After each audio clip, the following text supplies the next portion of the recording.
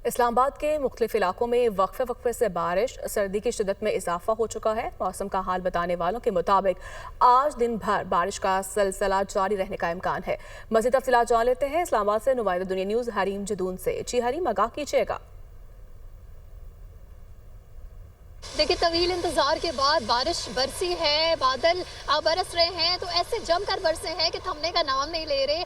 मुसलसल मूसलाधार बारिश का सिलसिला जो है वो रावलपिंडी और इस्लामाबाद में जारी है। इस वक्त मैं मौजूद हूँ पार्लियामेंट हाउस के बाहर और यहाँ पे खूबसूरत नज़ारे देखने को नज़र आ रहे हैं। मारगला की पहाड़ियाँ हैं, आसमान पे काली घटाएं छा गई हैं और बारिश इतनी तेज़ है कि सर्दी वापस आ गई है। चूँकि गुज़िश्ता जो कुछ महीने थे उनमें यूँ लग रहा था कि सर्दियाँ है ही नहीं, लेकिन अब चूँकि बारिश जब बरसी है तो सर्दियां लौट कर वापस आ गई हैं। हम देख रहे थे कि रावलपिंडी में रेन इमरजेंसी जो है वो अलर्ट जो है वो जारी किया गया था।